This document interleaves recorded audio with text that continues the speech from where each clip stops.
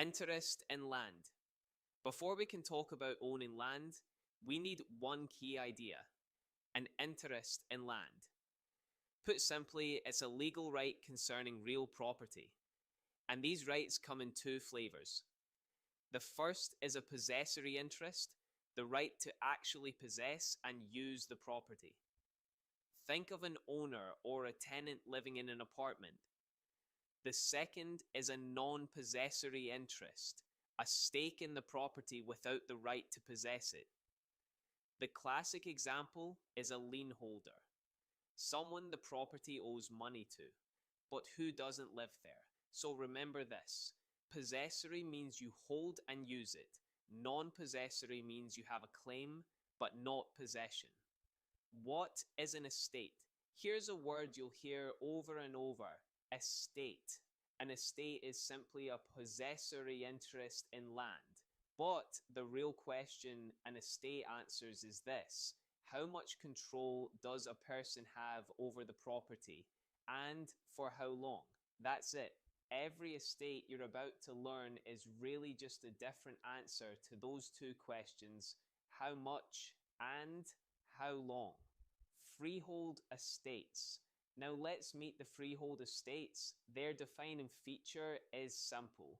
A freehold estate has no fixed termination date. There's no built-in expiration, and they split into two major categories. First, the fee simple estate, and second, the life estate. Keep those two buckets in your mind because everything that follows fits into one of them. Fee simple estate. The fee simple estate is the big one, the highest form of ownership there is. What makes it so powerful? Four things. It's transferable, so you can pass it on. It's inheritable, so it can go to your heirs. It's potentially perpetual, meaning it can last forever. And it gives you the greatest ownership interest the law allows. If ownership were a kingdom, fee simple is the crown. Fee simple absolute. Let's zoom into the purest version: fee simple absolute. The key phrase here is no conditions attached. Picture this: I give the property to John. That's the whole deal. John owns it completely. No strings, no as long as, no but only if. Full, clean, total ownership. That is fee simple absolute. Fee simple defeasible. Now things get interesting. That simply means ownership that comes with conditions. The first type is the fee simple determinable. Here's the key idea: automatic forfeiture. If the condition is ever violated, the property automatically returns to the original owner. No court, no paperwork, it just snaps back. Your memory word for this one is automatic. Subject to condition, subsequent. The second type of defeasible ownership is a bit of a mouthful. Fee simple subject to condition subsequent. But the idea is simple, and it's the opposite of automatic. Here, if the condition is violated, the property does not just snap back. The original owner has to take legal action to reclaim it. Nothing happens on its own. So while the last one was automatic, your memory word for this one is action. Life estate. Next up, the life estate. This is ownership measured by a person's life. The person who holds it is called the life tenant. And the life tenant gets quite a lot: possession, use, and enjoyment of the property. What they don't get is permanent ownership. Here's the classic example: John may live on the farm until he dies. John is the life tenant, and the moment he passes away, the life estate ends. Future interests. This is where a lot of students suddenly get confused. Future interests. But here's the easiest way to think about it.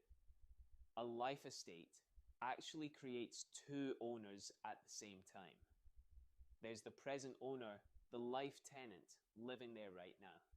And there's the future owner, the person who gets the property after the life tenant dies. Two people, two interests, one piece of land. Hold on to that picture. estate in reversion. The first type of future interest is the estate in reversion.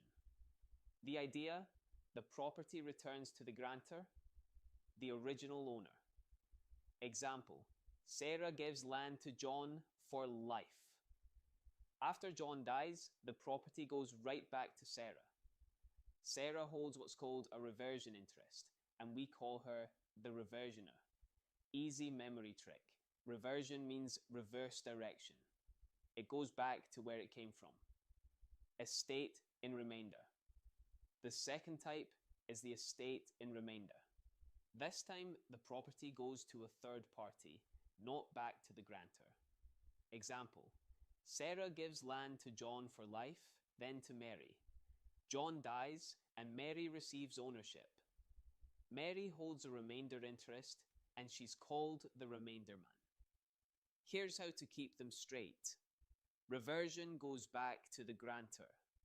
Remainder goes to someone remaining after the life tenant.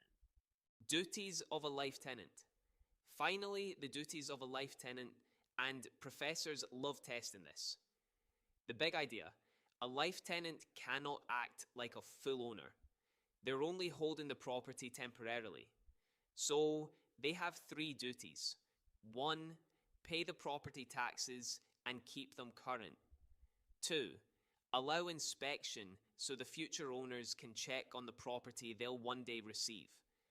And 3, the most tested of all, do not commit waste. Waste is any action that permanently damages or reduces the property's value. Destroying buildings, clear-cutting all the timber, stripping out minerals, or letting the place fall apart through neglect. Here's the simplest way to remember it. A fee simple owner is a king. They can do almost anything the law allows. A life tenant is just a caretaker. They have to preserve the property for whoever comes next.